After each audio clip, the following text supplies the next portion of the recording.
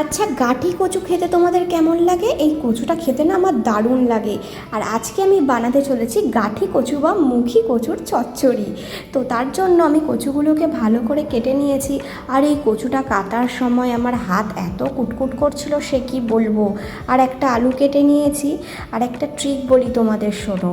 এই কচু কাটতে গেলে যখনই হাত কুটকুট করবে না, তখনই তোমরা তেঁতুল বা টক জাতীয় কিছু হাতে মেখে নেবে, দেখবে আরাম পাবে, মানে আর কুটকুট করবে না। তো প্রথমেই আমি আলু যেটা কেটে রেখেছিলাম সেটাকে ভালো করে প্রথমে ভেজে নেব। একটু হলুদ দিয়ে ভালো করে প্রথমে আলুটাকে ভেজে নেওয়া যাক। চলো,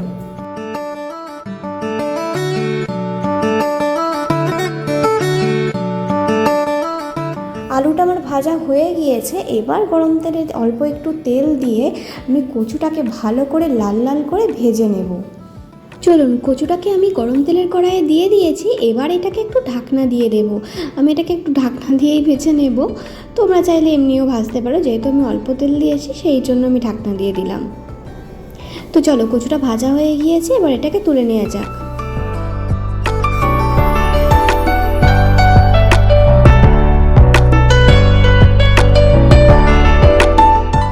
এরপর আমি গরম তেলের কড়াইয়ে ফোড়ন হিসেবে দিয়ে দেবো কাঁচা লঙ্কা, গোটা জিরে, গোটা গরম মশলা, আর দিয়ে দেব সামান্য পরিমাণে রাঁধুনি। তারপরে এই সব মশলাগুলোকে হালকা করে প্রথমে ভেজে নেব। একটু ভাজা ভাজা হয়ে আসলে আমি এর মধ্যে দিয়ে দেব টমেটো আর কাঁচা লঙ্কার একটা পেস্ট। তারপর এই সব মশলাগুলোকে একসঙ্গে একটু কষিয়ে নেব।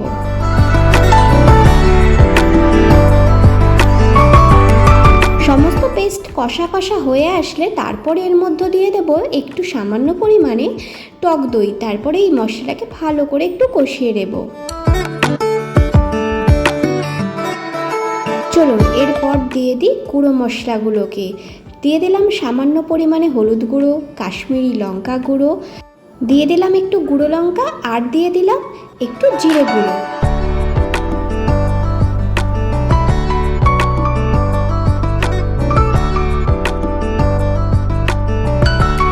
এইসব মশলাগুলো যখন কষানো হয়ে যাবে, এর মধ্যে আমি দিয়ে দেব কাজু বাটা। আর কাজু বাটাতে আমি একটু জল দিয়ে দিয়েছিলাম, তো তাই জন্য একটু জল জল লাগছে আর কি।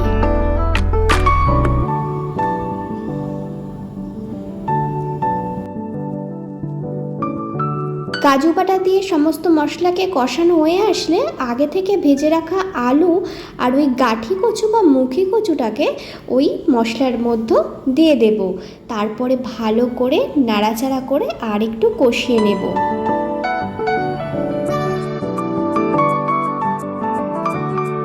কষানো হয়ে গেলে এর মধ্যে দিয়ে দেব অল্প পরিমাণে জল। আমি যেহেতু একটু মাখা মাখা করব, তাই জন্য এতে দিয়ে দিলাম অল্প পরিমাণে জল।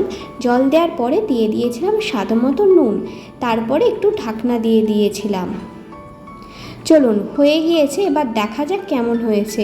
দেখুন কতটা সুন্দর হয়েছে, আর কচুগুলো আর আলুগুলো সবটাই কিন্তু সেদ্ধ হয়ে গিয়েছে। তো ভিডিওটা ভালো লাগলে একটা লাইক করে দিও, আমার চ্যানেলটা সাবস্ক্রাইব করে দিও। দেখা হবে আরও নতুন নতুন রেসিপি নিয়ে। আর রেসিপিটা কেমন লাগলো সেটা অবশ্যই কমেন্টে জানিও।